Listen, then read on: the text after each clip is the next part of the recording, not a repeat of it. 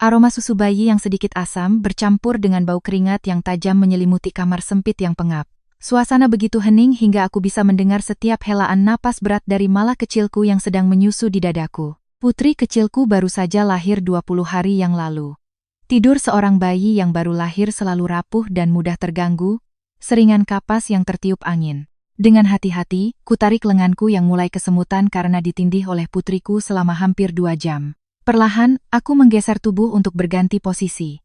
Luka jahitan pasca melahirkan terasa nyeri menyengat hingga ke tulang. Kugigit bibirku kuat-kuat, menahan desisan agar tidak membangunkan putriku. Tepat pada saat itu, pintu kamar terbuka dengan kasar. Suara engsel yang kering minyak berderit memekakan telinga.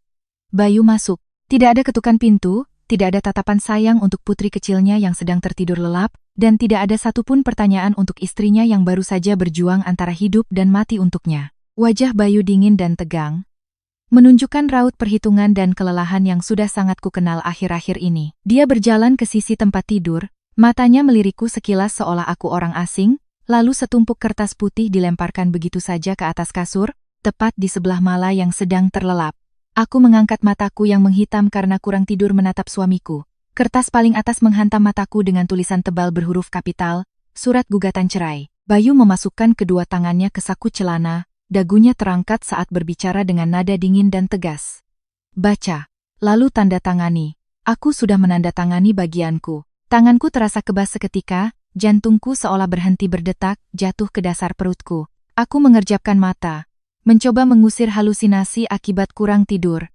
Tetapi tumpukan kertas putih itu masih di sana, memamerkan kekejaman yang tak terbantahkan. Surat gugatan cerai? Suamiku memberiku surat cerai saat aku bahkan belum selesai masa nifas.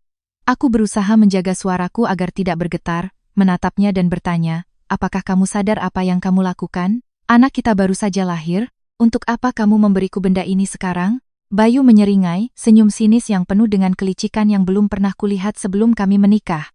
Dia menarik kursi rias, duduk dengan kasar, menyilangkan kakinya, dan dengan tenang mengucapkan kata-kata yang setajam silet. Untuk apa? Kamu pasti sudah mengerti. Aku tidak akan berbelit-belit. Orang tuamu baru saja mentransfer 500 juta rupiah untuk biaya pemulihanmu setelah melahirkan, kan? Cairkan uang itu dan segera transfer ke rekeningku. Tony mau menikah akhir tahun ini, pihak perempuan mensyaratkan harus punya apartemen baru. Uang muka apartemennya kurang tepat 500 juta. Kamu ini kakak ipar, uangmu hanya diam di bank, kamu harus punya tanggung jawab untuk adiknya. Aku tertegun menatap pria yang selama ini menjadi suamiku. Uang 500 juta itu adalah uang pensiun orang tuaku. Mereka melihat betapa sulitnya aku saat melahirkan, kesehatanku menurun, dan merasa kasihan melihat putri mereka sendirian di rumah mertua. Jadi, mereka mengumpulkan uang itu dan mengirimkannya agar aku punya simpanan untuk membeli popok dan susu untuk cucu mereka. Namun, uang itu baru masuk ke rekeningku kurang dari 24 jam, dan suamiku sudah mengetahuinya dengan sangat detail. Dia tidak menganggap itu sebagai uang istrinya, melainkan sebagai sepotong kue lezat untuk menutupi lubang tanpa dasar keluarganya. Kalau aku tidak memberikannya, bagaimana? Tanyaku langsung, mataku menatap tajam ke wajah Bayu. Kalau begitu, silakan saja kau angkat kaki dari rumah ini bersama anakmu. Tanda tangani surat cerai itu, kita jalan masing-masing. Suami miskin, adik ipar susah, tapi tidak tahu cara berbagi. Istri tidak berguna sepertimu tidak dibutuhkan oleh keluargaku. Geram Bayu, setiap katanya penuh penekanan. Matanya berkilat penuh kemenangan. Dia yakin dia memegang kendali.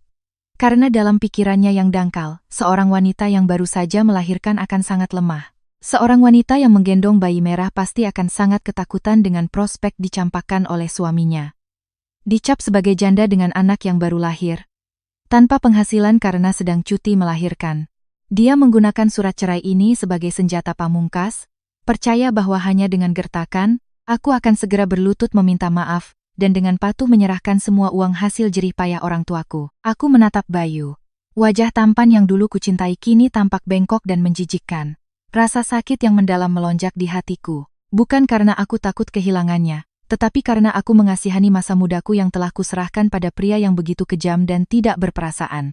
Tepat saat Bayu selesai berbicara, pintu kamar sekali lagi terbuka. Kali ini, ibu mertuaku, Ibu Wati, masuk dengan senyum ramah yang begitu palsu. Di tangannya, dia membawa sebuah mangkuk besar yang mengepulkan uap, tetapi aromanya sama sekali tidak menyenangkan. Itu adalah semangkuk sayur daun katuk dengan santan kental. Lagi-lagi daun katuk. Sejak aku pulang dari rumah sakit, setiap hari dia memaksaku makan hidangan ini dengan satu-satunya alasan. Agar ASIku banyak untuk cucunya. Mangkuk di hadapanku dipenuhi lapisan santan kental yang berminyak setebal satu ruas jari. Beberapa lembar daun katuk yang layu tenggelam di bawah lapisan putih itu, mengeluarkan aroma pekat yang membuat perutku mual. Anissa, ibu sudah memasak sayur ini dari pagi-pagi sekali. Ayo bangun dan makan selagi panas. Makan yang banyak lemaknya biar asinya kental, jadi malah cepat besar. Perempuan setelah melahirkan harus banyak makan bergizi, nak, kata Ibu Wati dengan suara manis, meletakkan mangkuk itu dengan keras di meja kecil samping tempat tidur. Matanya melirik cepat ke tumpukan surat cerai yang tergeletak di kasur. Kilatan kepuasan melintas di matanya begitu cepat, tetapi tidak luput dari pengamatanku. Dia berakting sebagai ibu mertua yang baik hati dan peduli pada menantunya, tetapi matanya terus mengamati reaksiku.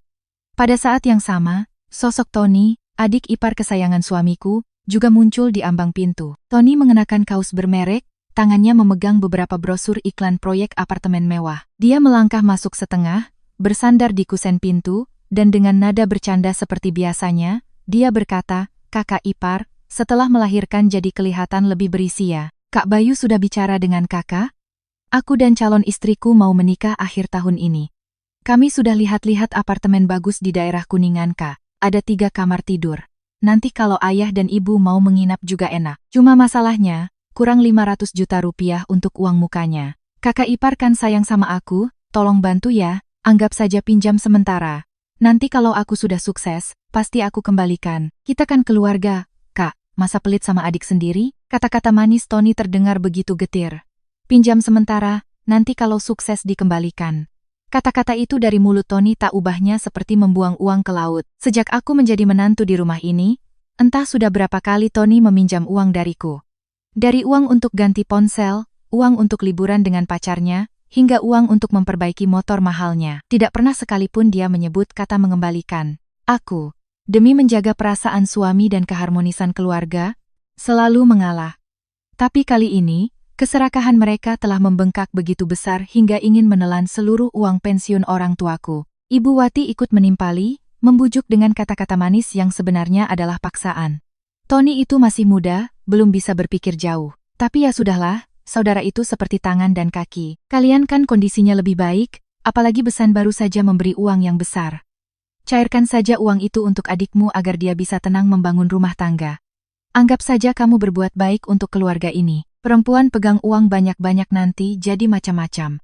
Berikan saja pada Bayu, biar dia yang atur. Keluarga yang rukun, suami istri yang harmonis, itu berkah terbesar. Nak, aku duduk bersandar di kepala tempat tidur, diam-diam menyaksikan drama sempurna yang sedang dimainkan oleh trio ibu dan anak itu. Ada yang menekan, ada yang membujuk. Suami menggunakan perceraian untuk mengancam. Ibu mertua menggunakan ikatan keluarga dan moralitas untuk mengikatku. Adik ipar menggunakan kata-kata manis untuk merengek. Mereka berkolaborasi dengan sangat mulus dan terkoordinasi, membuatku bertanya-tanya, di mata mereka, apakah aku ini menantu, istri, atau hanya sebatang pohon uang yang mereka keroyok bersama. Mangkuk sayur daun katuk yang berminyak itu bukanlah bentuk perhatian. Surat cerai itu juga bukan karena kemarahan. Semuanya hanyalah alat dalam sebuah pemerasan terang-terangan yang ditujukan pada seorang wanita yang baru saja melewati gerbang kematian untuk melahirkan. Ruangan menjadi sunyi. 3 pasang mata menatap lekat padaku, menunggu kehancuranku sesuai skenario yang telah mereka susun di kepala mereka. Seharusnya, saat ini aku akan menangis terseduh-seduh. Aku akan berlutut memohon agar Bayu tidak meninggalkan aku dan anakku. Aku akan panik mengambil ponsel dan mentransfer 500 juta itu kepada mereka demi kedamaian palsu yang disebut kebahagiaan keluarga. Ibu Wati sudah menyiapkan kata-kata penghiburan yang angkuh. Bayu sudah menyiapkan wajah murah hati yang penuh pengampunan. Dan Tony mungkin sudah bersiap menelepon agen properti. Tapi mereka salah. Salah besar. Aku menarik napas dalam-dalam, merasakan udara pekat berbau santan kental memenuhi paru-paruku. Tidak setetes pun air mata jatuh. Rasa sakit dan kekecewaan yang luar biasa telah surut, digantikan oleh ketenangan dingin yang mengerikan. Aku dengan lembut merapikan selimut tipis yang menutupi dada Mala, lalu mengangkat kepala menatap lurus ke mata Bayu. "Pinjamkan aku pulpen." Suaraku datar dan tenang seperti permukaan danau di musim dingin. Bayu sedikit terkejut, alisnya berkerut, menunjukkan kebingungan atas reaksi yang tidak sesuai skenario. Tapi demi gengsi seorang pria patriarkal, Dia tetap merogoh saku ke mejanya, mengeluarkan sebuah pulpen, dan melemparkannya ke meja rias. Itu pulpennya. Mau main drama apalagi kamu? Aku perlahan mengulurkan tangan untuk mengambil pulpen itu, mengabaikan rasa sakit yang menusuk di perut bagian bawahku. Aku menarik tumpukan surat cerai itu ke arahku. Aku tidak sudi membaca klausa-klausa tak berarti yang Bayu karang sendiri di halaman-halaman awal. Aku langsung membalik ke halaman terakhir, di mana terdapat baris untuk tanda tangan penggugat. Bayu sudah menandatanganinya di sana, dengan tulisan yang angkuh dan arogan. Aku meletakkan ujung pulpen di atas kertas. Tanpa berkedip, tanpa sedikit pun gemetar. Aku menandatangani namaku dengan sangat jelas dan tegas. Anissa Lestari. Tinta biru itu tercetak jelas di atas kertas putih, meletakkan titik akhir pada sebuah pernikahan yang salah, memutus benang takdir sial yang mengikatku dengan orang-orang kejam ini. Gerakanku begitu rapi dan tegas hingga seluruh keluarga suamiku membeku seperti patung. Atmosfer kemenangan yang mereka rasakan tadi lenyap tanpa jejak, digantikan oleh keterkejutan dan keheranan yang luar biasa. Bayu membelalakan matanya menatap tanda tanganku di kertas itu, mulutnya ternganga tak bisa berkata-kata. Ibu Wati menjatuhkan sendok aluminium yang dipegangnya, suara logam yang menghantam lantai keramik terdengar kering. Tony berdiri tegak, tumpukan brosur di tangannya berjatuhan ke tanah. Mereka sama sekali tidak siap untuk melanjutkan sandiwara putus asa atau kemurahan hati mereka. Tanda tanganku menyiramkan sember air es yang membekukan hingga ke tulang sumsum keserakahan mereka, menghancurkan seluruh rencana pemerasan yang telah mereka susun dengan susah payah. Aku meletakkan pulpen itu, mendorong kertas itu ke tepi tempat tidur, dan dengan nada datar berkata, "Sudah selesai. Surat ini bisa kau bawa ke pengadilan negeri untuk didaftarkan. Anak di bawah usia 36 bulan, hak asuh pasti jatuh padaku.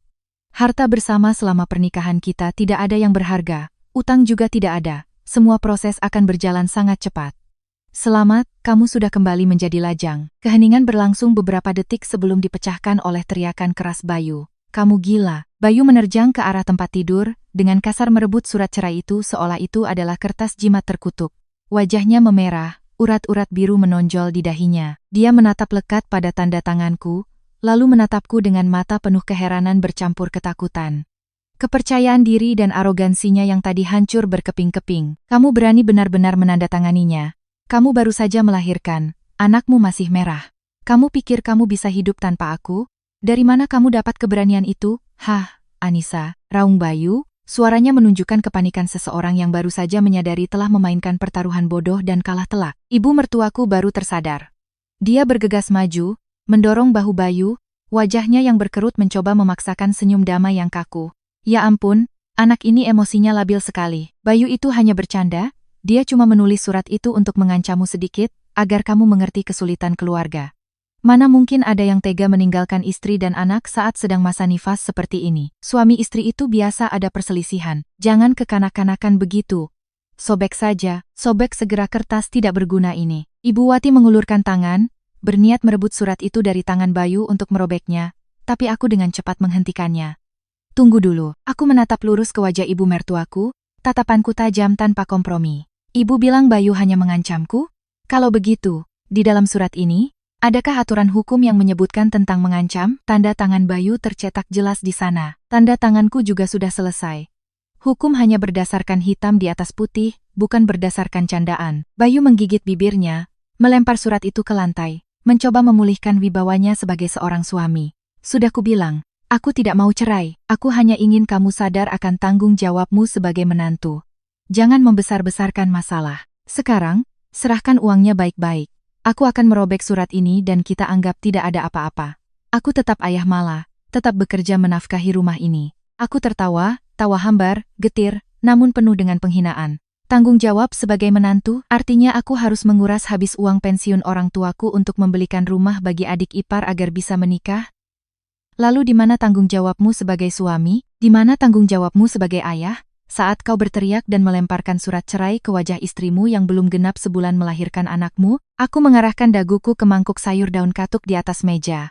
"Dan mangkuk sayur ini, ibu bilang ibu sayang aku dan kasihan pada cucu. Tapi apakah ibu tahu aku mengalami gangguan pencernaan sejak kemarin? Aku tidak bisa makan makanan yang terlalu berminyak. Ibu tahu itu, tapi ibu tetap memaksaku makan. Karena ibu hanya butuh ASI untuk cucu ibu, ibu tidak peduli menantumu hidup atau mati. Kalian sudah cukup bersandiwara, aku sudah sangat lelah. Tony yang sejak tadi mengintip di pintu, melihat situasi memanas, langsung kabur. Sudah, kalian selesaikan saja berdua. Aku keluar dulu. Dia berbalik dan cepat-cepat menghilang ke ruang tamu, meninggalkan ibu dan kakaknya yang membeku di tengah perlawanan kerasku. Bayu dan ibu mertuaku menatapku seolah aku adalah monster yang asing. Mereka tidak bisa mengerti mengapa seorang wanita yang biasanya lembut dan selalu mengalah pada keluarga suami selama 2 tahun ini bisa menjadi begitu tajam, dingin, dan tegas. Mereka tidak mengerti mengapa aku bisa dengan tenang menandatangani surat cerai tanpa meneteskan setetes air mata pun. Alasannya? Sangat sederhana. Hatiku telah mati sejak malam sebelumnya. Kenangan semalam kembali menyeruak, jelas dan kejam seperti sayatan pisau di hati. Malam itu hujan deras, malah rewel karena mengantuk. Luka operasiku terasa sangat sakit, membuatku sulit berjalan. Aku menggendongnya, berjalan mondar-mandir di kamar tidur yang kecil, menyanyikan lagu Nina Bobo sampai serak. Bayu terbaring di tempat tidur, berselimut tebal, mendengkur keras. Karena tangisan malah mengalahkan suara dengkurannya, dia marah-marah, menendang selimut, mengumpat beberapa kali, lalu membawa bantalnya dan pindah tidur ke ruang tamu, meninggalkanku sendirian berjuang dengan bayi merahku. Aku menidurkan Mala hingga hampir pukul 2 pagi barulah dia terlelap. Haus, aku dengan hati-hati meletakkan Mala di tempat tidur dan berjalan perlahan ke dapur. Saat melewati ruang tamu, aku melihat lampu masih menyala remang-remang. Suara bisikan ibu mertuaku dan Bayu terdengar sangat jelas di tengah malam yang sunyi. Uang dari kakek neneknya sudah masuk ke rekening Anissa. Kamu mau bagaimana, Bayu? 500 juta itu bukan jumlah kecil. Kalau dibiarkan dia yang pegang, bisa-bisa dia simpan di rekening tabungan pribadi, kita tidak akan dapat apa-apa. Suara Ibu Wati terdengar tajam dan penuh perhitungan. Sudah kubilang padanya untuk mencairkannya dan memberikannya pada Tony, tapi dia menolak. Katanya uang itu dari orang tuanya untuk berobat dan pegangan. Dasar perempuan egois, hanya memikirkan diri sendiri, desis Bayu. Ibu Wati tertawa sinis, suaranya membuat bulu kuduk berdiri. Kamu ini bodoh sekali, nak. Perempuan setelah melahirkan itu mentalnya lemah. Kamu harus bersikap keras. Besok, tulis saja surat gugatan cerai, bawa dan lemparkan ke wajahnya. Bilang saja kalau tidak kasih uang, kita ke pengadilan, bawa anakmu dan pergi dari sini. Tidak ada perempuan yang baru melahirkan berani cerai dari suaminya. Gertak sedikit saja, dia pasti akan mengeluarkan uangnya. Dia sekarang bergantung pada rumah ini, bergantung padamu. Siapa yang tidak takut dicap janda baru melahirkan sudah diusir suami? Lakukan seperti yang ibu bilang. Pegang 500 juta itu, belikan rumah untuk adikmu. Uang di kantong kita baru benar-benar jadi milik kita. Tapi, kalau dia benar-benar tanda tangan bagaimana, Bu? Bayu terdengar ragu. Mana mungkin dia berani tanda tangan? Percaya sama ibu, dikasih emas pun dia tidak akan berani. Paling-paling dia menangis meraung-raung. Saat itu, ibu akan masuk dan berperan jadi penengah. Paksa terus sampai dia keluarkan uangnya. Kalau tidak berhasil, ibu potong kepala. Berdiri terpaku di balik dinding, tanganku gemetar hebat. Gelas kosong di tanganku hampir jatuh, untung aku berhasil menangkapnya. Seluruh tubuhku terasa dingin membeku meskipun saat itu musim panas. Kata-kata hina, konspirasi jahat dari orang-orang yang kusebut ibu mertua dan suami terungkap begitu telanjang di dalam kegelapan. Mereka menganggapku sebagai mangsa, seekor mangsa lemah yang harus diperas habis-habisan. Pernikahan ini di mata mereka hanyalah sebuah kontrak bisnis, dan kelemahanku setelah melahirkan adalah titik lemah untuk mereka eksploitasi demi keuntungan. Aku diam-diam kembali ke kamar tidur. Malam itu, aku tidak meneteskan setetes air mata pun. Rasa sakit hati yang meluap telah melampaui batas penderitaan, mengkristal menjadi kewarasan dan tekad sekeras baja. Aku menatap putri kecilku yang tertidur lelap berjanji pada diriku sendiri. Dengan cara apapun, aku tidak akan membiarkan putriku tumbuh di dalam keluarga yang busuk, dibentuk oleh orang-orang serakah yang berkedok moralitas palsu.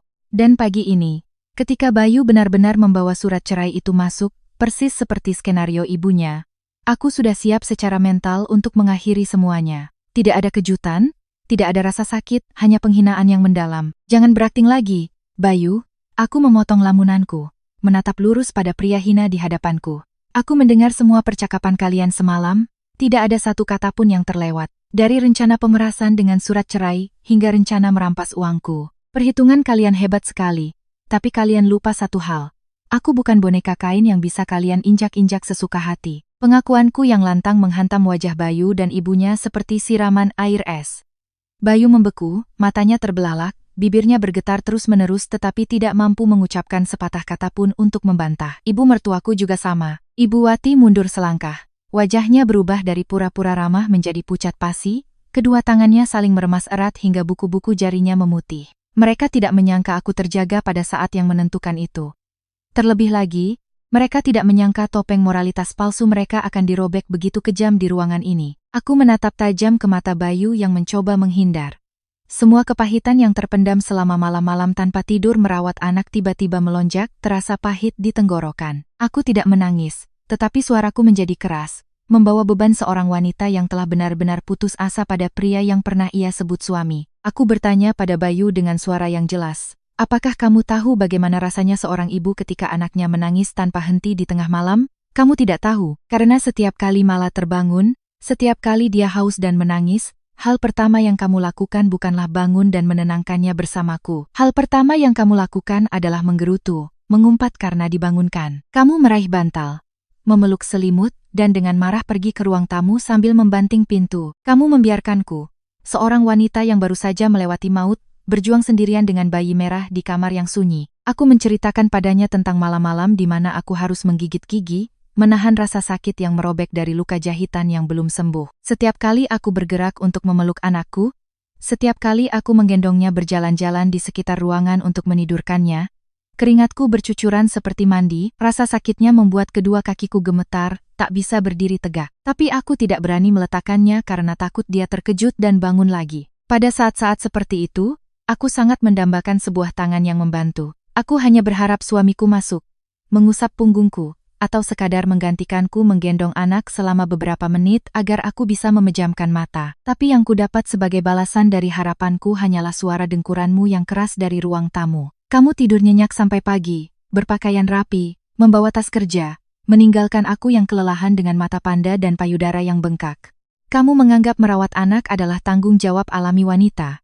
Kamu menganggap pengorbananku sebagai hal yang biasa yang tidak perlu kamu pedulikan atau hargai. Kamu menggunakan alasan lelah bekerja mencari uang untuk melepaskan semua beban ke pundakku yang lemah. Tapi kamu lupa, aku juga punya pekerjaan. Aku juga pernah bekerja dan menanggung ekonomi keluarga sebelum mengambil cuti melahirkan ini. Bukan hanya sikap acuh tak acuh Bayu, aku juga harus menghadapi sikap dingin dan kritis dari ibu mertuaku. Aku menoleh ke arah Ibu Wati, orang yang selalu menepuk dada dan mengaku menyayangi menantunya seperti anak kandung. Ibu bilang ibu kasihan pada cucu, ibu sayang padaku. Tapi pernahkah ibu begadang bersamaku semalam saja untuk melihat bagaimana cucu ibu rewel?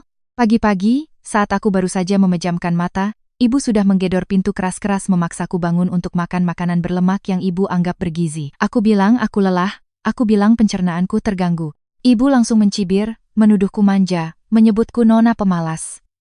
Ibu hanya memaksaku makan agar ada ASI untuk cucu ibu, tapi ibu tidak peduli perutku melilit karena gangguan pencernaan. Perhatian ibu sebenarnya hanyalah eksploitasi, mengubahku menjadi mesin pemerah susu, tidak lebih. Setiap kata yang kuucapkan seperti pukulan palu yang menghantam atmosfer pekat di ruangan itu. Aku melihat Bayu menelan ludah, wajahnya menunjukkan kebingungan bercampur sedikit rasa malu saat kejahatannya dibongkar oleh istrinya. Dia mengerti bahwa semua yang kukatakan adalah kebenaran, sebuah kebenaran kejam yang selama ini sengaja dia abaikan untuk hidup egois demi dirinya sendiri. Malam-malam panjang memeluk anak dalam kepahitan telah membunuh citra suami teladan di hatiku. Kini, yang berdiri di hadapanku bukanlah pria yang pernah kucintai, melainkan orang asing yang dingin dan penuh perhitungan. Keheningan menyelimuti ruangan untuk waktu yang lama, tetapi sifat patriarkal dan gengsi palsu seorang pria egois tidak memungkinkan Bayu menerima bahwa dialah yang salah. Alih-alih menyesal, dia mulai menaikkan suaranya untuk mempertahankan argumennya yang tumpul. Dia mengangkat dagu, menunjuk ke arahku, dan berteriak keras untuk menutupi kelemahannya. Jangan pakai nada menyalahkan seperti itu. Wanita mana yang melahirkan tidak harus begadang merawat anak? Ibuku dulu membesarkan 3 anak laki-laki, 100 kali lebih sulit darimu. Apa ibu pernah mengeluh setengah kata pun? Kamu baru menderita beberapa hari sudah merengek seolah kamu orang yang paling menderita di dunia. Aku bekerja keras seharian di luar, menanggung begitu banyak tekanan dari atasan dan klien. Malam hari aku hanya ingin tidur nyenyak agar besok pagi punya tenaga untuk bekerja lagi. Kamu tidak kasihan pada suami, malah menyalahkanku tidak peduli. Kamu memang wanita picik dan egois, hanya memikirkan dirimu sendiri, bentak Bayu. Mereka selalu menggunakan kalimat dulu aku juga begitu untuk membenarkan keburukan mereka saat ini. Ibu mertuaku yang berdiri di sampingnya buru-buru ikut campur. Dia menambahkan dengan suara masam, Bayu benar. Sebagai menantu dan istri, kamu harus tahu cara berkorban untuk keluarga suami. Jangan belajar menuntut seperti anak-anak perempuan zaman sekarang di internet. Keluarga ini sedang kesulitan. Tony butuh uang untuk membeli rumah agar bisa menikah. Itu urusan besar seluruh keluarga. Kamu sebagai kakak ipar, seharusnya proaktif memberikan uang untuk membantu adik-adikmu. Tapi kamu malah memegang erat buku tabungan 500 juta itu untuk dirimu sendiri, lalu mengarang cerita menjelek-jelekan ibu mertua dan suami. Menantu pembawa sial sepertimu, rumah ini benar-benar sial telah menerimamu. Mendengar kata-kata berbisa yang keluar dari mulut mereka berdua, aku tidak merasa marah lagi, hanya merasa konyol. Sebuah tawa kering dan penuh ironi keluar dari tenggorokanku. Tawaku membuat Bayu dan Ibu Wati terdiam, saling memandang bingung. Aku menatap lurus ke wajah Bayu, suaraku yang tegas menggema. Kau bilang aku picik dan egois, hanya memikirkan diri sendiri? Kalau begitu, aku bertanya padamu, urusan adikmu menikah dan membeli rumah itu kesulitan keluargamu atau kesulitan aku dan anakku? Tony itu laki-laki, punya tenaga. Kalau mau menikah ya bekerja sendiri. Kumpulkan uang beli rumah. Kenapa dia harus menengadahkan tangan meminta uang pada kakak iparnya? Apalagi itu uang pensiun orang tuaku yang diberikan untuk pemulihanku? Kalian menyebut itu berbagi dalam keluarga? Tidak, itu perampokan terang-terangan. Itu penggalian harta yang kotor. Aku menoleh ke arah Ibu Wati, mataku tidak goyah sedikit pun di hadapan tatapan tajamnya. Ibu bilang aku harus berkorban untuk keluarga suami. Lalu apa yang sudah keluarga suami korbankan untukku? Saat aku sakit dan lelah waktu hamil, adakah yang membuatkanku semangkuk bubur? Saat aku kesakitan melahirkan, adakah yang bertanya dengan khawatir? Kalian semua hanya tahu meminta, hanya tahu menguras tenaga dan uangku. Pengorbananku selama 2 tahun ini kalian injak-injak di bawah tumit kalian. Kalian menganggap aku harus membanting tulang melayani seluruh rumah, harus memberikan semua yang kupunya untuk memuaskan kalian. Tapi kalian lupa satu hal, pengorbanan hanya layak diberikan kepada orang yang tahu cara menghargai. Dan untuk orang-orang serakah tanpa dasar seperti keluarga ini, pengorbananku resmi berakhir hari ini. Bayu membuka mulutnya hendak membantah, tapi aku mengangkat tangan untuk menghentikannya. Aku tidak mau mendengar satupun dalih sampah lagi dari mulutnya. Semua batas kesabaran telah hancur. Cangkang keluarga bahagia yang palsu telah pecah berkeping-keping, menampakkan inti busuk di dalamnya. Aku bertanya-tanya bagaimana aku bisa begitu buta hidup bersama orang-orang ini selama 2 tahun. Kelemahanku di masa lalu telah memupuk keserakahan mereka, mengubah mereka menjadi iblis yang siap memangsa bahkan orang terdekat mereka. Pertengkaran ini bukan lagi tentang 500 juta rupiah. Ini telah menjadi konfrontasi untuk membuka kembali semua kepahitan, semua penderitaan yang harus kutelan selama ini. Aku membongkar segalanya agar mereka melihat wajah asli mereka yang jelek. Aku mengingatkan mereka pada masa-masa aku mengandung Mala, sebuah kehamilan yang penuh dengan mual dan muntah yang parah. Aku tidak tahan bau minyak. Apapun yang kumakan akan kumuntahkan. Namun, setiap hari aku masih harus menyeret tubuhku yang lelah, dengan perut buncit, ke dapur untuk memasak bagi seluruh keluarga besar suami. Ibu mertuaku menggunakan alasan sakit punggung untuk melimpahkan semua pekerjaan rumah padaku. Dia bilang wanita hamil harus banyak bergerak agar mudah melahirkan. Aku harus pergi ke pasar, memasak, membersihkan rumah, mencuci piring hingga hari-hari menjelang persalinan. Bayu, begitu pulang kerja, langsung berbaring di sofa sambil bermain ponsel, menunggu makanan disajikan. Tony membawa pacarnya ke rumah, makan dan membuat berantakan. Setelah selesai, mereka pergi begitu saja, meninggalkan wanita hamil yang kelelahan membersihkan medan perang mereka. Aku bersabar karena ingin menjaga kedamaian rumah. Karena berpikir setiap keluarga pasti ada pasang surutnya. Tetapi puncak dari ketidakpedulian mereka, tetesan air yang membuat gelas pecah dan menghancurkan semua harapanku pada pernikahan ini, adalah hari ketika aku akan melahirkan. Hari itu, langit mendung menandakan hujan besar akan turun. Aku mulai merasakan kontraksi rahim yang semakin sering.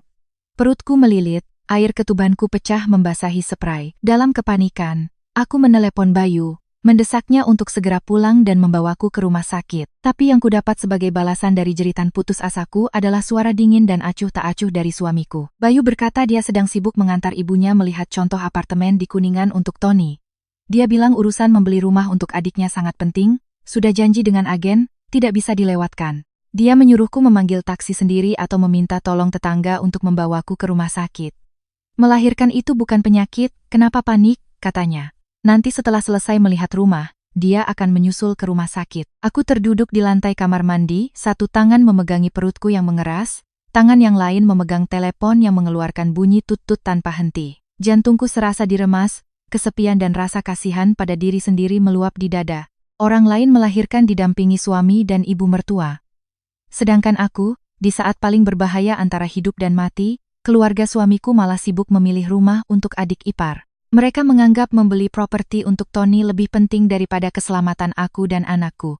Akhirnya, aku harus menahan sakit, menyeret diriku keluar gang, dan memanggil taksi ke rumah sakit sendirian. Ketika aku terbaring di meja persalinan, berjuang dengan rasa sakit yang merobek tubuhku, tidak ada satupun bayangan keluarga suami di sampingku. Baru setelah Mala lahir dan aku terbaring kelelahan di ruang pemulihan, Bayu dan ibu mertuaku baru datang dengan santai. Kalimat pertama yang keluar dari mulut suamiku bukanlah pertanyaan apakah aku lelah atau apakah lukaku sakit. Dia mendekati boks bayi, melirik sekilas, lalu mendecakkan lidah dengan keras. Matanya menunjukkan kekecewaan yang mendalam. Dia bergumam, "Perempuan lagi." Sia-sia ditunggu-tunggu. Kata-kata itu seperti pisau yang menusuk langsung ke jantungku. Begitu kejam dan dingin hingga membuatku terdiam. Ibu mertuaku yang berdiri di sampingnya juga mencibir, mendesah panjang. Dia selalu bilang keluarga ini butuh cucu laki-laki untuk meneruskan garis keturunan, melahirkan anak perempuan itu sia-sia, seperti bebek liar yang tak berguna. Mereka sama sekali tidak menghargai makhluk kecil yang baru saja kubawa ke dunia dengan susah payah. Di mata mereka, malah hanyalah sebuah kekecewaan, sebuah produk cacat yang tidak memenuhi permintaan untuk melanjutkan garis keturunan mereka. Semua peristiwa itu menumpuk menjadi gumpalan kebencian yang sangat besar. Dan sekarang, ketika mereka melanjutkan permainan mengancam cerai untuk memeras uang, gumpalan kebencian itu akhirnya meledak. Aku menceritakan kembali setiap detail dengan jelas, tidak melewatkan satupun perbuatan buruk keluarga suami. Suaraku yang datar bergema di kamar kecil itu, menghakimi setiap dosa yang telah mereka lakukan. Bayu menundukkan kepalanya, tidak berani menatapku. Mungkin kenangan itu terlalu nyata, terlalu kejam. Bahkan membuat pria tak tahu malu, sepertinya tidak bisa menemukan alasan untuk menyangkal. Ibu mertuaku terdiam, keangkuhan yang tadi sirna. Dia menatapku dengan takut, sepertinya menyadari bahwa menantu yang penurut dan lemah lembut itu telah sepenuhnya hilang, digantikan oleh seorang wanita baja yang tidak lagi memiliki kelemahan untuk dieksploitasi.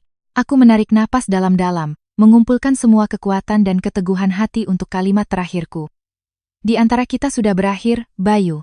Keserakahan, ketidakpedulian, dan moralitas palsu keluargamu telah membunuh sisa-sisa ikatan pernikahan terakhir. Aku pernah mencoba berkompromi, pernah berharap kamu akan berubah setelah punya anak, tapi aku salah. Sifat manusia tidak bisa diubah. Kalian hanya tahu menerima tanpa pernah tahu memberi.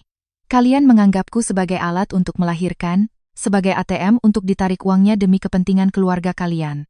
Aku mengarahkan daguku ke surat cerai yang masih tergeletak di lantai. Surat yang kau tulis sendiri, kau tanda tangani sendiri, aku juga sudah menyelesaikan bagianku. Mulai saat ini, kita tidak ada hubungan apa-apa lagi. Pernikahan ini resmi batal. Besok, aku minta kau bawa surat ini ke pengadilan negeri. Selesaikan semua prosedurnya dengan cepat untuk membebaskan kita berdua. Harta siapa, dia yang simpan. Malah akan kurawat sendiri. Aku tidak butuh 1 sen pun tunjangan dari ayah berdarah dingin sepertimu. Pergilah. Pakai uangmu untuk membeli rumah untuk Tony, urus keluarga besarmu yang terhormat itu. Mendengar ini, Ibu Wati menjadi panik sungguhan. Dia mengerti bahwa jika kami bercerai, tambang emas 500 juta itu akan menguap selamanya. Tidak hanya itu, putranya akan dicap diceraikan istri tepat setelah melahirkan, sebuah aib yang sulit dihapus. Dia buru-buru maju, mengubah sikapnya 180 derajat, suaranya berubah menjadi memelas. Astaga, Anissa, kenapa kamu bicara sekasar itu? Bayu itu bodoh, dia berbuat salah padamu, ibu akan mendidiknya lagi. Suami istri itu hidup bersama seumur hidup, hanya karena sedikit amarah lalu ke pengadilan, nanti ditertawakan orang. Soal uang Tony, kalau kamu tidak mau kasih ya sudah, keluarga ini tidak akan memaksa lagi. Ibu akan suruh dia urus sendiri. Pikirkan Mala, dia masih sekecil ini, apa kamu tega dia tumbuh tanpa ayah? Sudahlah, simpan surat ini, ibu mohon padamu. Dia berkata sambil mencoba membungkuk untuk mengambil surat cerai itu untuk dirobek, tapi aku lebih cepat, mengulurkan tangan mengambil kertas itu dan memegangnya erat. Sikap pura-pura mengalahnya saat ini hanya membuatku semakin jijik. Aku dengan dingin menepis tangannya yang terulur. Sudah terlambat, Bu. Air yang sudah tumpah tidak bisa diambil kembali. Penghinaan yang keluarga ibu berikan padaku sudah melampaui batas kesabaran manusia. Jangan gunakan cucu sebagai tameng. Malah tidak butuh ayah yang hanya bisa mendesah kecewa saat melihatnya lahir. Lebih baik dia tumbuh di keluarga tanpa ayah tapi dengan ibu yang sangat mencintainya, daripada hidup di rumah yang penuh dengan perhitungan, tipu daya, dan kekejaman ini. Keputusanku sudah bulat. Tidak ada yang bisa mengubahnya. Melihat sikapku yang tegas dan tak tergoyahkan, topeng lembut Ibu Wati langsung jatuh berkeping-keping. Dia berbalik muka secepat membalik telapak tangan, suaranya kembali tajam dan penuh makian. Dasar perempuan kurang ajar. Baru melek mata sudah berlagak seperti penguasa. Kalau begitu, cerai saja. Rumahku tidak sudi menampung menantu durhaka dan tidak sopan sepertimu. Mau cerai kan? Kamu pikir cerai itu gampang? Bayu seolah mendapat kekuatan dari amukan ibunya. Dia menghilangkan kegugupannya, berdiri tegak dengan wajah angkuh penuh ancaman. Baik, kamu mau cerai, aku turuti. Tapi ingat, keluar dari rumah ini, kamu hanya akan menjadi orang melarat. Satu-satunya asetmu hanya buku tabungan itu, tapi silakan saja peluk itu sampai mati. Kamu tidak punya penghasilan, tidak punya rumah. Coba kita lihat, dengan satu anak bayi, kamu mau kemana, pulang kemana, tinggal di mana? Mau pulang mengemis pada orang tuamu, atau mau tinggal di bawah jembatan? Sebaiknya kamu segera kemasi pakaianmu, bawa anak perempuan sialanmu itu dan enyah dari rumahku sekarang juga. Jangan berlama-lama di sini mengotori mata keluargaku. Raung Bayu, jarinya berulang kali menunjuk ke arah pintu. Dia mengira dia memegang keuntungan absolut sebagai kepala keluarga, pemilik tempat tinggal. Dia yakin bahwa mengusirku saat ini akan menjadi pukulan telak yang membuatku ketakutan dan berlutut memohon. Aku melihat ibu dan anak itu menampilkan sandiwara konyol mereka. Sebuah senyum perlahan merekah di bibirku. Kepercayaan diri mereka begitu menyedihkan. Aku dengan tenang membuka laci nakas tempat aku menyimpan dokumen-dokumen terpentingku. Aku mengeluarkan sebuah map berwarna merah muda yang dibungkus rapi dengan plastik transparan. Aku mengambil map itu dan melemparkannya ke tengah tempat tidur, tepat di depan Bayu. Buka matamu lebar-lebar dan lihat baik-baik, siapa sebenarnya yang harus enyah dari rumah ini. Bayu mengerutkan kening, wajahnya penuh curiga. Dia dengan ragu mengambil map itu, membukanya. Ibu mertuaku juga ikut penasaran dan mengintip. Yang terpampang di depan mata mereka adalah tulisan tebal dan jelas dari instansi pemerintah, menyatakan kepemilikan sebuah apartemen mewah, dengan 3 kamar tidur di lokasi strategis pusat kota, dan di bagian nama pemilik, hanya ada satu nama yang tercetak jelas, Anissa Lestari. Mulut Bayu ternganga, tangannya gemetar memegang sertifikat itu, matanya melotot seolah mau meledak. Apa ini? Kenapa apartemen ini atas namamu? Dokumen ini palsu, kan? Aku tertawa terbahak-bahak. Tawa yang melegakan, mengusir semua kegelapan yang menyelimutiku selama beberapa minggu terakhir. Palsu atau asli, silakan bawa ke notaris untuk diperiksa. Ingatanmu buruk sekali, ya? Atau kebiasaan menumpang di rumah istri terlalu lama membuatmu berhalusinasi ini adalah hasil jerih payahmu sendiri? Aku berkata dengan nada tajam, memadamkan semua harapan kosong pria brengsek itu. Apartemen mewah ini adalah hasil keringat orang tuaku yang mereka belikan untukku sebelum kita menikah. Ini adalah harta pribadiku yang diakui oleh hukum, tidak ada hubungannya sepeser pun dengan keluargamu. Waktu awal menikah, demi menjaga mukamu, demi kamu tidak dicap suami numpang, aku menyembunyikan asal-usulnya. Aku bilang ini uang yang kita pinjam bersama untuk membeli. Aku sudah membiarkan ibu dan adikmu pindah ke sini, menikmati hidup nyaman sekian lama. Kalian makan di rumahku, tinggal di rumahku, tapi berlagak seperti tuan dan nyonya rumah, lalu seenaknya mau mengusir pemilik aslinya. Tidakkah kalian merasa ini lucu? Wajah Bayu pucat pasi. Sertifikat di tangannya jatuh ke tempat tidur seperti daun kering. Ibu mertuaku terhuyung mundur beberapa langkah, jatuh terduduk di kursi. Dia terengah-engah, kedua tangannya memegangi dada. Tidak bisa percaya dengan apa yang baru saja didengarnya. Mimpi menjadi penguasa, mimpi mengusir menantu dengan tangan kosong, hancur berkeping-keping. Kenyataan kejam menghantam kepala mereka dengan pukulan telak, membalikan keadaan dalam sekejap. Aku dengan dingin menunjuk ke arah pintu kamar, mataku setajam pedang. Sekarang semuanya sudah jelas.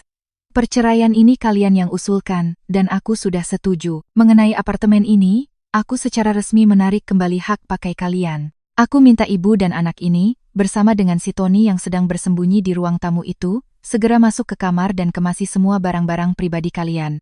Aku beri kalian waktu tepat 1 jam untuk enyah dari rumahku. Setelah 1 jam, apapun barang milik kalian yang tersisa, akan kupanggil orang untuk membuangnya ke tempat sampah. Jangan harap bisa membawa pergi bahkan sebatang tusuk gigi pun. Pernyataanku tegas dan final seperti putusan pengadilan, tidak ada ruang untuk banding. Pintu menuju masa depan yang bebas telah terbuka di hadapanku, dan hal pertama yang akan kulakukan adalah menyapu bersih semua sampah yang telah menempel dalam hidupku selama ini. Kamar tidur itu tenggelam dalam keheningan yang menyesakan. Udara terasa tegang seperti senar gitar, seolah satu suara kecil saja bisa meledakkan segalanya. Sertifikat merah muda itu tergeletak di atas spray putih, bukti baja atas kekuasaan absolutku di rumah ini. Bayu berdiri terpaku, matanya kosong menatap lantai. Keringat dingin membasahi dahinya yang berkerut karena ngeri. Pernyataan kerasku seperti vonis mati yang memutus total benang harapan terakhir pria brengsek itu. Dia sadar bahwa topeng patriarki dan wibawa yang selama ini ia kenakan telah terkoyak, memperlihatkan sosok penumpang hina yang tak lebih dari itu. Namun, ibu mertuaku, Ibu Wati, tidak mudah menerima kenyataan pahit itu. Sifat serakah dan kebiasaan memanipulasi orang lain telah mendarah daging dalam dirinya. Ketika sadar akan kehilangan tempat tinggal mewah, dan tambang emas 500 juta rupiah, keangkuhan palsunya seketika runtuh, digantikan oleh adegan ratapan yang konyol, dan tak tahu malu. Dia terhuyung-huyung berpegangan pada kursi lalu tiba-tiba menjatuhkan diri ke lantai dengan suara keras. Kedua tangannya memukul-mukul lantai keramik yang dingin, mulutnya mulai meraung-raung. Suaranya melengking, sengaja membuat keributan untuk menarik perhatian, berharap bisa menekanku secara mental. Ya Tuhan, semuanya, lihatlah menantu durhaka ini.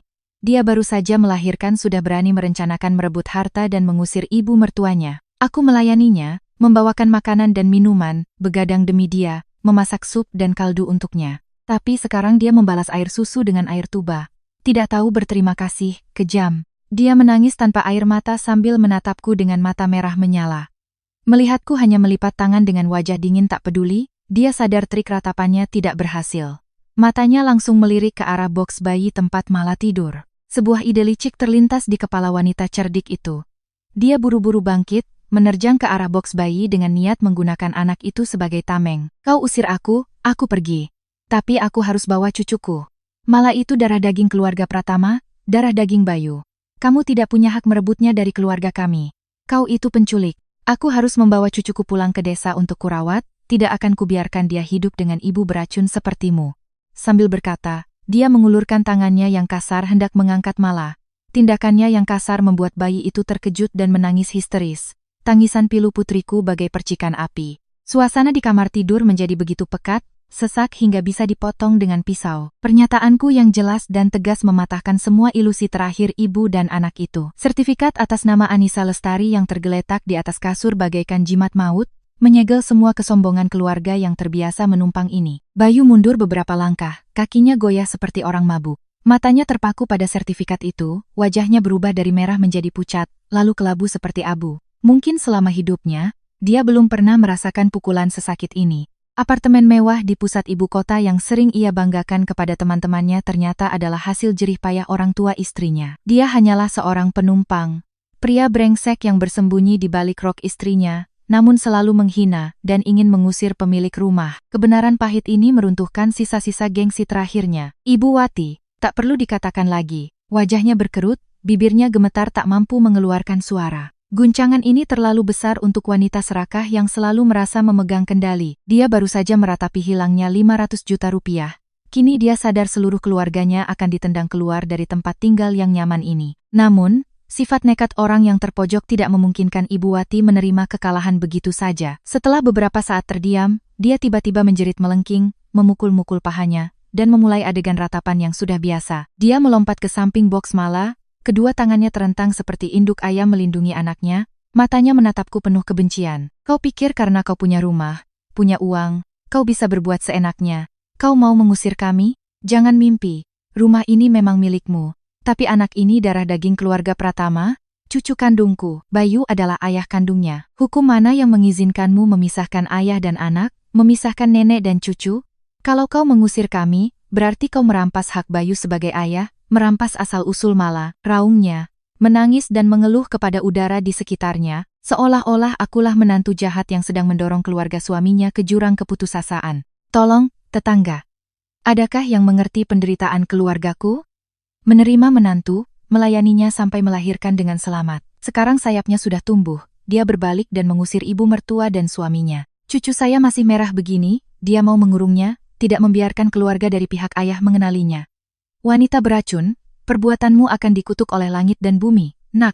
Kata-kata berbisa dari ibu mertuaku tidak menggoyahkanku sedikit pun.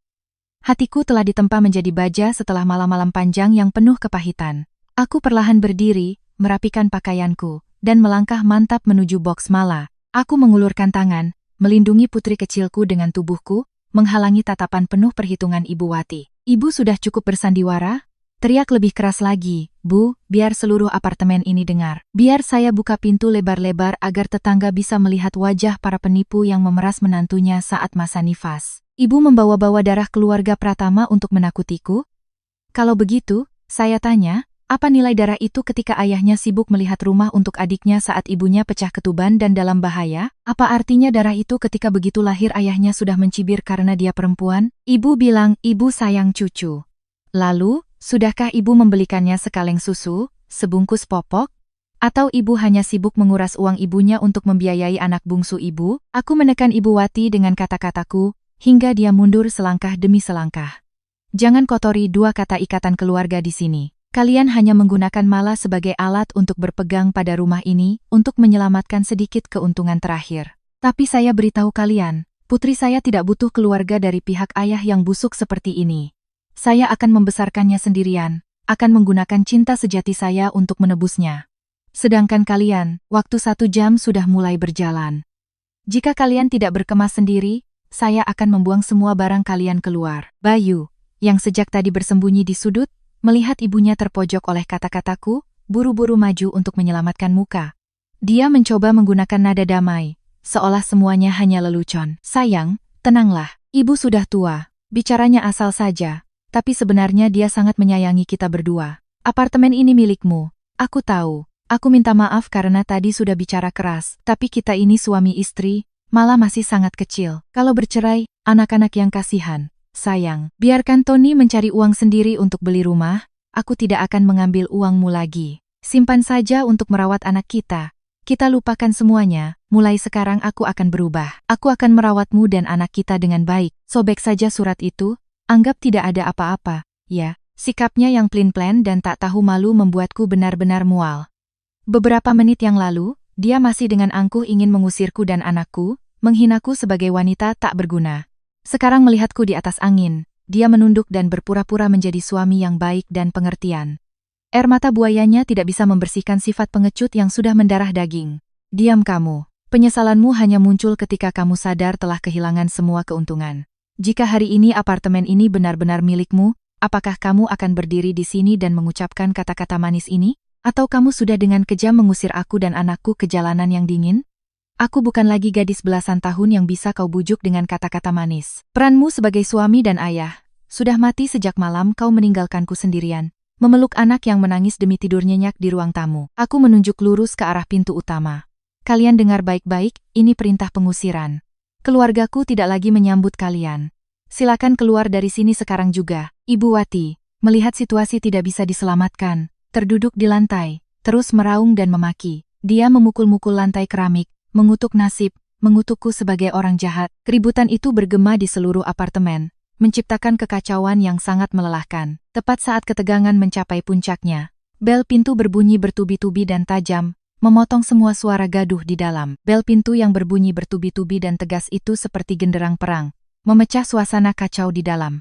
Tony, yang bersembunyi di ruang tamu, terkejut dan berlari mengintip dari lubang pintu. Dia mundur dengan panik, wajahnya pucat, dan berteriak ke dalam, Bu, Kak Bayu, nenek dan keluarga Kak Anissa datang. Mereka ramai sekali, wajahnya seram-seram semua. Bagaimana ini? Kabar dari Tony bagai sember air dingin yang disiramkan ke api amarah Ibu Wati. Dia berhenti menangis dan meratap, bangkit dengan tergesa-gesa, menyeka air mata palsunya. Bayu juga sama paniknya. Merapikan kerah bajunya dan rambutnya yang acak-acakan. Mencoba tampil rapi untuk menghadapi keluarga besanku. Mereka tahu betul di belakangku ada dukungan yang sangat kuat. Keluargaku mungkin bukan konglomerat, tetapi mereka adalah orang-orang terpelajar dan berpendidikan, yang tidak akan pernah membiarkan anak cucunya dianiaya.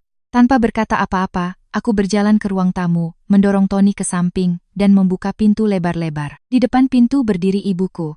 Nenek dari Mala, mengenakan blus sutra berwarna merah marun, rambutnya disanggul rapi, memancarkan aura wibawa seorang wanita yang telah bekerja keras seumur hidup namun sangat tegas. Wajahnya menunjukkan kekhawatiran dan kesedihan saat melihat putri bungsunya yang kurus dan pucat di hadapannya. Tapi matanya menyala dengan amarah, setajam silet, siap membakar siapapun yang berani menyentuh anak cucunya. Bersamanya ada dua sepupu laki-lakiku, bertubuh tinggi besar dan kekar, wajah mereka serius tanpa ekspresi. Di belakang mereka ada kakak laki-laki tertuaku, yang baru saja menyetir membawa semua orang dari kampung langsung ke sini setelah menerima pesan singkat minta tolong yang kukirim subuh tadi. Kehadiran mereka seperti pasukan bantuan yang perkasa, memberikan pukulan psikologis berat kepada keluarga suamiku yang sedang panik. Ibuku melangkah masuk, tidak mempedulikan sapaan dari keluarga suamiku yang meringkuk di sudut. Dia langsung menghampiriku, memeluk putri bungsunya yang kurus itu erat-erat. Tangan hangatnya mengelus rambutku yang kusut. Suaranya bergetar, "Anissa, putriku sayang. Kenapa kamu jadi begini, nak? Mereka menyiksamu sampai seperti ini." "Ibu minta maaf. Ibu salah telah menikahkanmu dengan keluarga tak berperasaan ini. Ibu datang untuk menjemputmu dan cucu ibu. Tidak ada yang boleh menindas putri ibu lagi." Kehangatan dari dada ibuku mengusir semua dingin di hatiku. Semua ketegaran yang kupaksakan sejak pagi tadi seketika runtuh. Aku menyandarkan kepala di bahu ibuku. Air mata kepahitan yang kutahan selama ini akhirnya tumpah ruah. Aku menangis tanpa suara, hanya bisa memeluk ibuku erat-erat seperti anak hilang yang baru menemukan tempat berlindung yang aman. Perasaan kesepian dan sedih selama menjadi menantu dan istri lenyap, digantikan oleh rasa aman yang mutlak. Ibu Wati, melihat besannya datang beramai-ramai, mulai memainkan perannya. Dia tergopoh-gopoh mendekat, memasang senyum menjilat, kedua tangannya saling menggosok, berpura-pura ramah. "Oh, selamat datang, Bu Besan. Di dalam rumah ada sedikit masalah, suami istri muda bertengkar itu biasa. Kenapa ibu repot-repot datang jauh-jauh ke sini? Anissa ini baru melahirkan. Psikologisnya tidak stabil, dia hanya melebih-lebihkan saja. Keluarga kami sangat menyayangi dan merawat mereka berdua dengan baik. Silakan duduk, minum dulu, biar saya panggil Bayu buatkan teh." Ibuku melepaskanku, berbalik menghadap Ibu Wati. Matanya menyapu dari ujung kepala hingga ujung kaki besannya itu, penuh dengan penghinaan. Ibuku tidak mempedulikan basa-basi palsu itu. Dia langsung ke pokok permasalahan dengan suara yang jelas dan tegas. "Anda tidak perlu bersandiwara di depan saya. Masalah biasa di keluarga Anda itu adalah membawa surat cerai untuk mengancam putri saya saat dia masih di tempat tidur nifas. Masalah biasa di keluarga Anda itu adalah bersekongkol untuk memeras uang pensiun yang saya kirim untuk pemulihan putri saya. Anda pikir keluarga saya ini tambang emas yang bisa Anda gali terus-menerus?" Bayu buru-buru maju membela ibunya, nadanya merendah.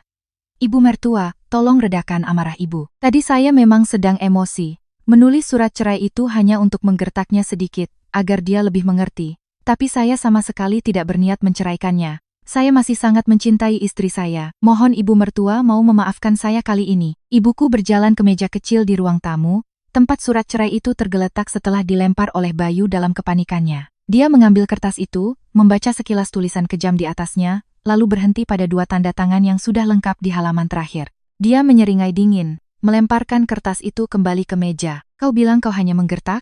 Lalu tanda tanganmu di sini ini apa, lelucon anak kecil? Hukum negara ini tidak punya tempat untuk gertakan rendahan sepertimu. Putriku sudah menandatanganinya. Artinya dia sudah sepenuhnya setuju untuk mengakhiri pernikahan busuk ini. Kau tidak perlu menggunakan kata-kata manis untuk menutupi kebejatanmu. Sifat aslimu, keluarga kami sudah melihatnya sejak lama." Ibuku menoleh ke arahku, matanya penuh dorongan dan kebanggaan. Dia mengerti bahwa putri kecilnya dulu telah benar-benar dewasa, telah tahu cara melindungi dirinya sendiri dari badai kehidupan. Dia mengangguk perlahan, memberiku kekuatan tak terlihat untuk menyelesaikan pembersihan sisa-sisa pernikahan tragis ini. Kehadiran ibuku dan kerabatku bukan hanya bantuan fisik, tetapi juga dukungan moral tak ternilai yang membantuku berdiri tegap melangkah maju, melepaskan sepenuhnya masa lalu yang menyakitkan. Kehadiran ibuku yang penuh wibawa benar-benar menekan semangat agresif dan angkuh keluarga suamiku. Nenek malah berdiri tegak di tengah ruang tamu, seperti seorang hakim yang sedang menjatuhkan vonis pada para pendosa. Dia tidak segan-segan menunjuk wajah mereka satu persatu, membongkar kebiasaan memeras dan memanfaatkan yang telah mereka lakukan pada putri bungsunya. Ibuku menunjuk lurus ke wajah Ibu Wati. Suaranya menggelegar di setiap sudut rumah. "Bu Besan, saya menghormati Anda sebagai orang yang lebih tua, jadi selama ini saya selalu menjaga sopan santun. Tapi kesabaran saya Anda anggap sebagai kebodohan. Anda pikir saya tidak tahu apa yang telah Anda lakukan pada Anissa? Sejak dia menjadi menantu, Anda memaksanya melayani seluruh keluarga Anda seperti pembantu. Anda mengkritiknya habis-habisan, tapi tidak malu menyuruh anak Anda membawa uang dari keluarga saya untuk membiayai adiknya. Uang 500 juta yang saya kirim untuk Anissa membeli popok dan susu. Untuk memulihkan kesehatannya setelah berjuang melahirkan, berani-beraninya Anda membuat sandiwara perceraian untuk memaksanya mengeluarkan uang itu demi membelikan rumah untuk Tony. Anda juga seorang wanita, Anda juga pernah melahirkan. Mengapa hati Anda begitu jahat dan serakah? Ibu Wati tergagap membela diri. Wajahnya pucat pasi. Ibu salah paham, saya tidak bermaksud memeras. Hanya saja keluarga sedang sulit, saya hanya berdiskusi dengan Bayu untuk meminjam sementara dari Anissa, nanti kalau Tony sudah sukses, pasti akan dikembalikan. Ibuku tertawa sinis, matanya setajam pisau menusuk senyum kaku Ibu Wati. Pinjam sementara versi keluarga Anda itu adalah melemparkan surat cerai ke wajah putri saya saat dia sedang menggendong bayi yang belum genap sebulan. Pinjam sementara versi Anda itu adalah mengancam akan mengusir ibu dan anak itu ke jalan jika tidak mengeluarkan uang. Jangan coba-coba menutupi niat jahat Anda dengan lidah licik. Keturunan Anda ini adalah sekawanan profesional penggali harta, menghisap darah orang lain, untuk menggemukkan diri sendiri. Ibuku berbalik tajam ke arah Bayu. Pria brengsek itu berdiri menyusut di sudut. Keringat membasahi dahinya. Dan kau, Bayu, kau katanya laki-laki, punya tenaga, berpendidikan, tapi kau begitu hina. Menuruti kata-kata ibumu untuk menindas istrimu sendiri yang baru saja melahirkan anak untukmu. Saat Anissa kesakitan pecah ketuban, kau meninggalkannya untuk mengantar ibumu melihat rumah untuk adikmu. Dengan hak apa kau menyebut dirimu suami dan ayah? Dengan hak apa kau berani kurang ajar, ingin mengusir putriku dari apartemen yang kubeli dengan uangku? Keluargaku telah menoleransi dan melindungimu, memberimu tempat tinggal yang layak. Tapi kau berani menggigit tangan yang memberimu makan. Orang seperti kau yang habis manis sepah dibuang, di luar sana orang akan meludahimu. Bayu gemetar dan langsung berlutut di lantai. Sifat pengecutnya di hadapan kekuatan keluarga istri terlihat jelas. Dia menangkupkan tangan, air mata buaya bercucuran. Saya minta maaf, Bu, saya minta maaf, semua ini karena saya bodoh. Karena saya mendengarkan hasutan ibu saya. Ibu mau marahi saya, pukul saya terima semua. Tolong suruh Anissa memaafkan saya, merobek surat cerai itu. Saya janji mulai sekarang akan bekerja keras, semua uang akan saya serahkan pada istri, tidak akan berani mengambil sepeser pun untuk keluarga saya lagi. Bu, saya mohon Bu, ibuku dengan dingin memalingkan muka, tidak sudi melihat penampilan menyedihkan dari menantu tercintanya. Dia menyatakan dengan tegas. Memutus semua kesempatan terakhir mereka. Cucu saya tidak butuh darah yang kejam dan pengecut ini. Putri saya juga tidak butuh suami pelin-pelan yang siap menyalahkan ibunya sendiri untuk lari dari tanggung jawab. Pernikahan ini resmi berakhir. Apartemen ini adalah milik pribadi Anissa, hitam di atas putih. Kalian tidak tahu diri, malah berencana merebutnya, maka hari ini kalian harus menanggung akibatnya. Nenek malah berbalik, memberi isyarat kepada kakakku dan dua sepupuku yang berdiri di luar. Kalian, masuk dan kumpulkan semua pakaian dan barang-barang pribadi orang-orang ini ke dalam karung. Bawa semuanya keluar koridor. Tidak perlu sungkan, bersihkan semuanya. Kembalikan udara segar untuk ibu dan anak ini. Perintah baru saja diberikan. Kedua sepupuku yang kekar langsung melangkah masuk ke kamar-kamar. Kakakku juga mengambil beberapa karung besar dari bagasi mobil. Mereka bertiga bergerak cepat dan tegas seperti pekerja profesional. Pembersihan besar-besaran resmi dimulai, menandai akhir yang memalukan bagi para serakah yang tidak tahu batas. Ibu Wati meraung-raung, memukul dadanya. Tony ketakutan meringkuk di sudut. Dan Bayu masih berlutut di tanah, penuh penyesalan dan rasa malu yang luar biasa. Hukuman karma terkadang datang terlambat, tetapi pasti akan menimpa mereka yang hidup tanpa perasaan dengan cara yang paling menyakitkan. Apartemen yang tadinya sunyi kini menjadi medan perang yang berantakan dengan suara-suara gaduh. Suara lemari dibuka, barang-barang berjatuhan, bercampur dengan tangisan Ibu Wati dan permohonan Bayu. Segalanya berlangsung cepat, rapi, dan tegas di bawah komando Nenek Mala. Kakakku dan kedua sepupuku bertindak tanpa ragu. Mereka tidak memilah-milah, langsung memasukkan semua pakaian, sepatu, kosmetik, dan barang pribadi trio ibu dan anak itu ke dalam karung-karung besar. Gaun-gaun sutra dan sepatu kulit mengkilap yang biasa dibanggakan Ibu Wati kini tercampur aduk dengan barang-barang murah lainnya. Satu persatu karung yang menggembung diikat dan diseret keluar ke koridor, menimbulkan suara gedebuk yang berat. Bayu panik luar biasa. Dia merangkak dengan lutut, memegangi kaki ibuku, lalu beralih memegangi ujung celanaku. Air mata dan ingus membasahi wajahnya yang memelas. Anissa, aku mohon, aku berlutut padamu. suruh abang-abangmu berhenti. Aku tahu aku salah. Aku benar-benar menyesal. Apa kau tega membuang semua barangku seperti ini? Kita sudah menikah bertahun-tahun. Ada cinta, ada kenangan. Kenapa kau begitu kejam? Aku janji akan menebus kesalahanku. Aku akan memutuskan hubungan dengan Tony. Aku akan menjadi suami dan ayah yang baik.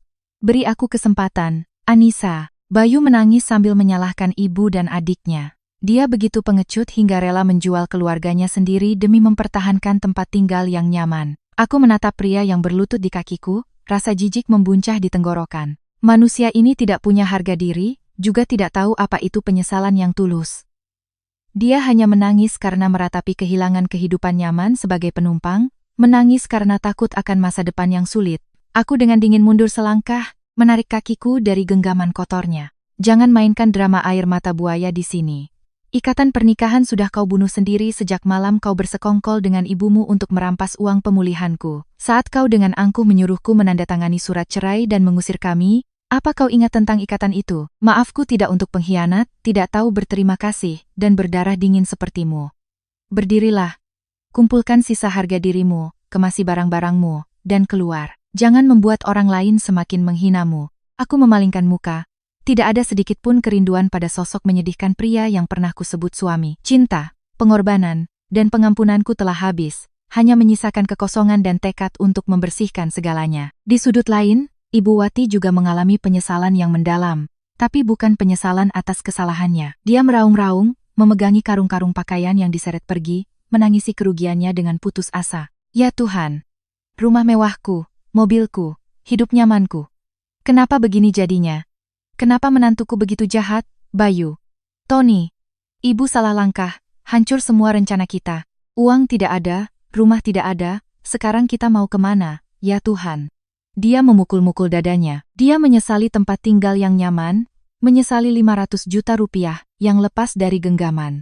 Dia sadar bahwa keserakahannya yang tak berdasar telah menghancurkan mangkuk nasi emas yang dinikmati putranya. Jika saja dia tahu diri, jika saja dia memperlakukan menantunya dengan baik, semua ini tidak akan terjadi.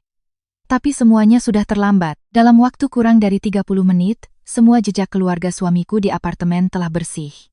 Puluhan karung besar dan kecil berserakan di koridor. Kakakku membanting pintu utama, menguncinya rapat-rapat secara resmi mengusir para parasit dari kehidupan kami. Di lobi apartemen yang berangin, trio ibu dan anak itu berdiri lusuh di samping tumpukan karung mereka. Langit mendung, angin menderu dingin. Pemandangan yang menyedihkan dan ironis. Beberapa jam yang lalu, mereka adalah penguasa sombong yang yakin dengan rencana pemerasan mereka. Sekarang, mereka diusir tanpa belas kasihan, menjadi tunawisma dengan tangan hampa, membawa rasa malu yang luar biasa. Bayu terduduk di atas salah satu karung, memegangi kepalanya. Dia menyadari bahwa kehilangan istri yang baik, anak yang manis, dan masa depan yang stabil hanya karena hasutan buta adalah pertukaran yang terlalu mahal. Dia kini dicap sebagai pria yang diceraikan istri, diusir dari rumah. Ibu Wati tidak punya tenaga lagi untuk meratap. Dia duduk memeluk lutut, bergumam penyesalan. Coba saja aku tidak terlalu memaksanya. Coba saja aku tidak menyuruh Bayu mengancam dengan surat cerai. Hilang sudah semua. Di sampingnya, Tony marah-marah, menendang-nendang karung. Dia menyalahkan ibu dan kakaknya. Ini semua gara-gara ibu dan Kak Bayu. Kenapa pakai acara cerai segala? Sekarang kita semua diusir. Pacarku kalau tahu bisa-bisa dia meninggalkanku. Perselisihan dan saling menyalahkan mulai muncul di antara mereka. Itulah harga yang harus dibayar bagi mereka yang hidup dari tipu daya. Sementara keluarga suamiku menanggung akibat perbuatan mereka di lobi yang dingin, di lantai atas, di dalam apartemen yang hangat, suasana yang sama sekali berbeda hadir. Ibuku dan aku membersihkan kembali kamar tidur. Bau apek dari intrik dan kepahitan telah hilang ditiup angin. Ibuku membuka semua jendela, membiarkan sinar matahari siang yang cerah masuk, mengusir semua kegelapan. Nenek dengan tangannya sendiri membuat air rendaman daun-daun herbal yang wangi, membersihkan setiap sudut, dan meletakkan vas bunga segar di meja rias. Semuanya ditata kembali, bersih dan rapi, membawa napas awal yang baru. Aku duduk di tempat tidur yang nyaman, memeluk Mala. Dia baru saja dimandikan oleh neneknya, kenyang menyusu, dan tidur sangat lelap. Wajah mungilnya tersenyum dalam tidur, sangat menggemaskan. Untuk pertama kalinya sejak melahirkan, aku merasakan kelegaan dan kedamaian yang luar biasa. Beban tak terlihat telah terangkat. Awan hitam yang menyelimuti hidupku selama 2 tahun terakhir telah lenyap. Ibuku duduk di sampingku, menepuk-nepuk punggungku dengan lembut. Matanya penuh kasih sayang. Semuanya sudah berlalu, nak. Mulai sekarang, hiduplah untuk dirimu sendiri dan untuk Mala. Setiap kesulitan pasti ada solusinya. Keluarga kita akan selalu ada di belakangmu. Kita akan bersama-sama membesarkan Mala menjadi gadis yang mandiri dan kuat, agar dia tidak pernah mengalami penderitaan seperti ibunya hari ini. Aku menyandarkan kepala di bahu ibuku, tersenyum bahagia. Air mata mengalir di pipiku, tapi bukan air mata kesedihan, melainkan air mata kelegaan dan harapan. Aku telah dengan berani memotong tumor ganas dalam hidupku, melindungi hartaku, melindungi putri kecilku, dan yang terpenting, merebut kembali kebebasan dan harga diriku. Dukungan dan cinta tanpa syarat dari keluargaku adalah sandaran terkuat yang membantuku bangkit setelah jatuh. Aku memeluk putriku erat-erat, menghirup aroma susunya yang manis, dan berbisik dalam hati, kehidupan baru yang damai, bebas, dan penuh cinta sedang menunggu kita berdua di depan. Semua badai telah berlalu di balik pintu itu, dan besok, matahari akan kembali bersinar cerah di rumah kita sendiri.